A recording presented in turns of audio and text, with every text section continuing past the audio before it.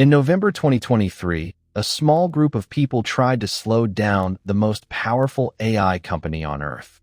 Within 72 hours, they were gone. Every single one of them.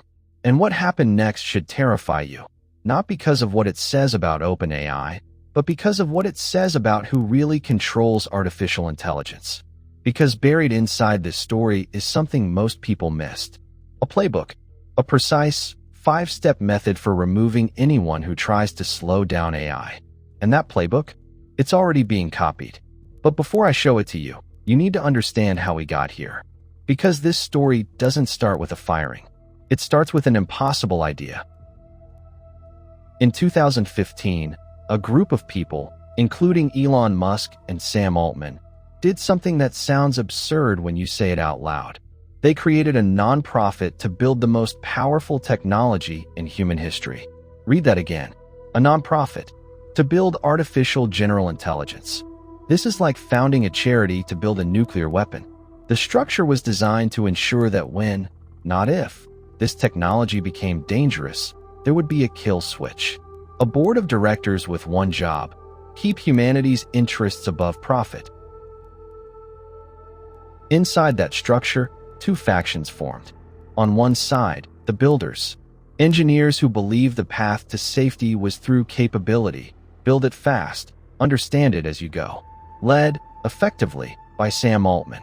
On the other side, the worriers, researchers who believed you don't test the fire alarm during the fire, led, philosophically, by Ilya Sutskever, OpenAI's chief scientist and co-founder. A man who once said, without a trace of irony, "It may be that today's large neural networks are slightly conscious." Remember that quote. It'll matter later. Now, the nonprofit board had absolute power, on paper. They could fire the CEO. They could shut the whole thing down. But here's the structural flaw nobody noticed at the time. The board had authority without infrastructure. No PR team. No legal strategy.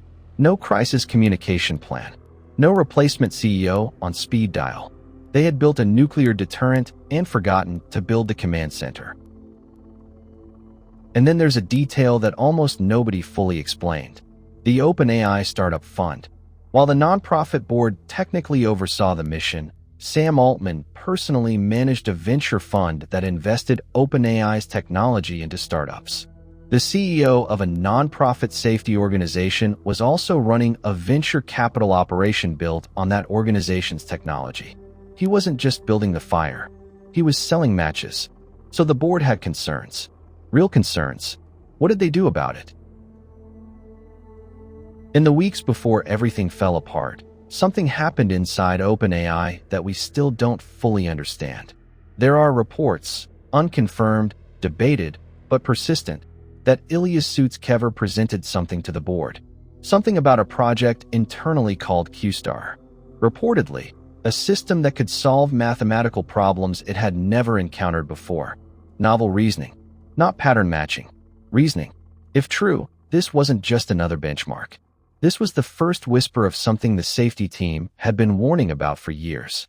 And separately, several researchers reportedly wrote an internal letter to the board, warning that this breakthrough could, and I'm quoting, threaten humanity.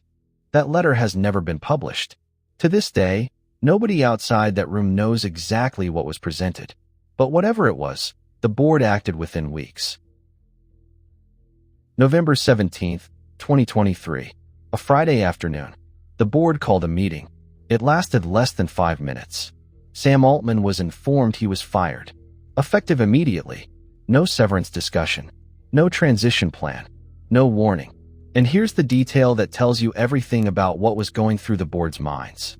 They gave Microsoft, the company that had invested $13 billion in OpenAI, roughly 1 minute of advance notice. 1 minute. For a $13 billion relationship. That's not confidence. That's fear. That's people who saw something that scared them more than losing $13 billion in goodwill. The board had the legal right to do what they did. The nonprofit charter gave them that authority.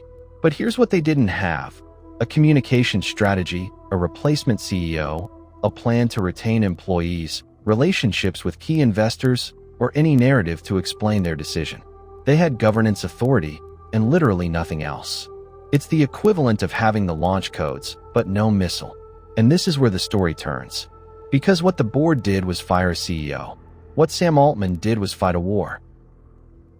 What happened over the next 72 hours was not chaos. It was a masterclass, whether planned in advance or improvised in real time. What Altman executed was a 5-move sequence, and each move made the next one inevitable. I'm going to walk you through each one, not because it's impressive, though it is, but because this sequence is now a template, and you need to understand it. Move 1. Control the narrative. Within hours of his firing, while the board was saying nothing, literally nothing, Altman was on social media. His tweets were carefully crafted. Not angry, not defensive, nostalgic, grateful. I loved my time at OpenAI.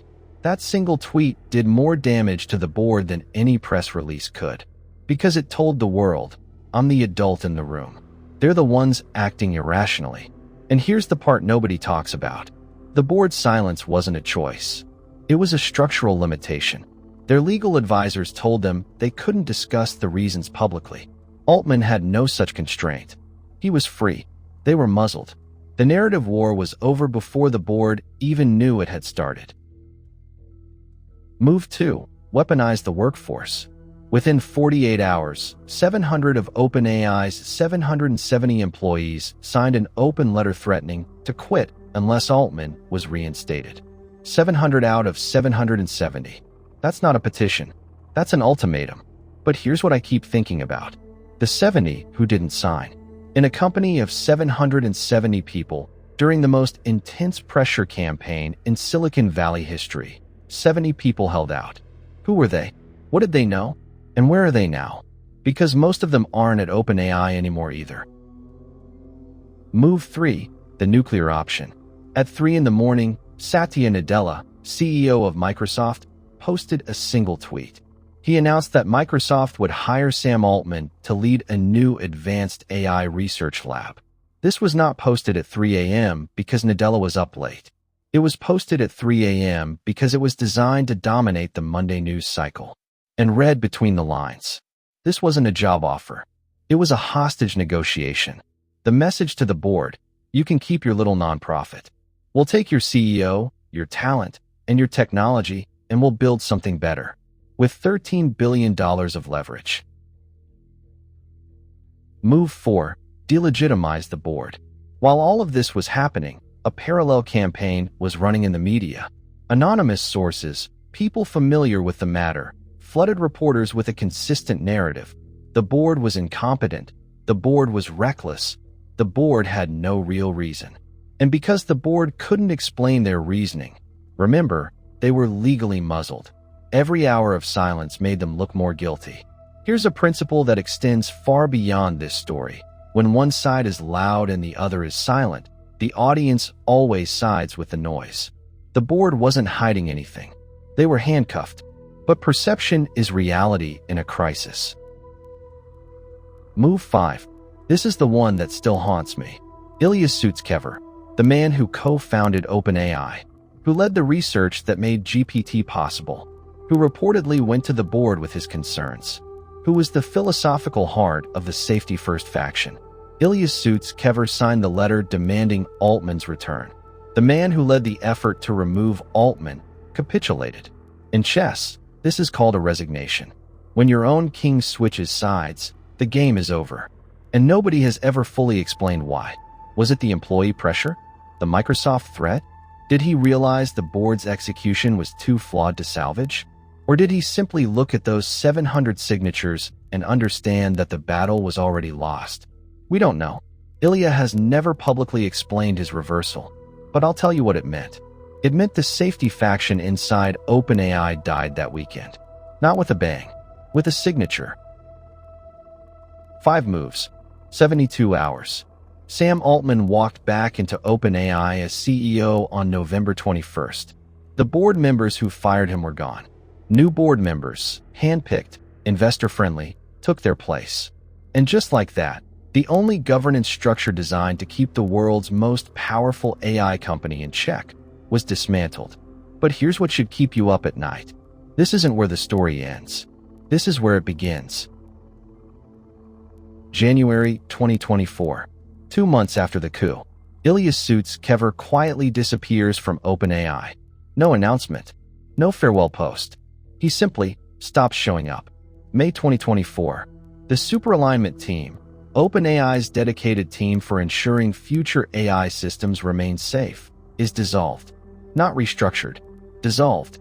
Its lead researcher, Jan Like, quits publicly and says, quote, "Safety culture and processes have taken a back seat to shiny products." Ilya left. Then January. Then Daniel. Then the team itself. These aren't resignations. This is an evacuation. And nobody replaced them.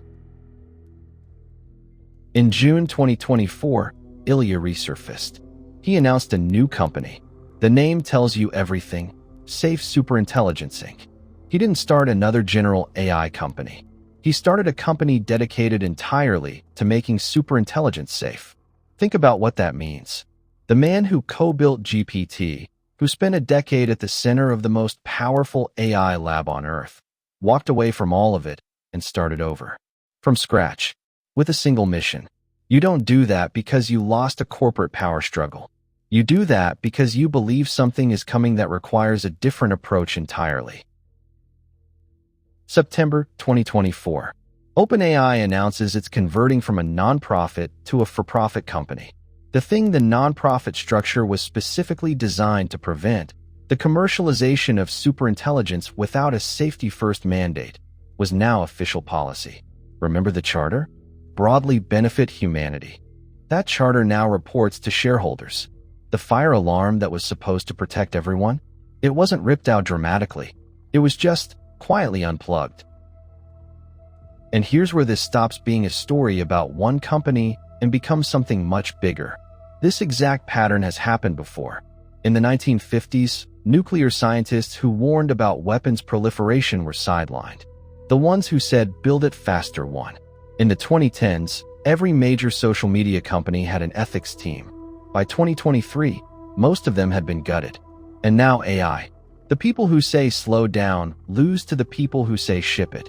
Every single time. It's not a conspiracy. It's something worse. It's an incentive structure. The people who build dangerous things fast make money. The people who try to slow them down get fired. I call this the Prometheus Pattern.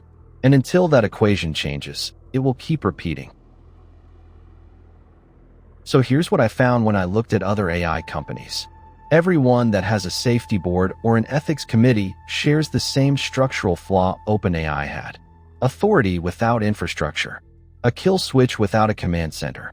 And now, every one of those boards knows something they didn't know before November 2023.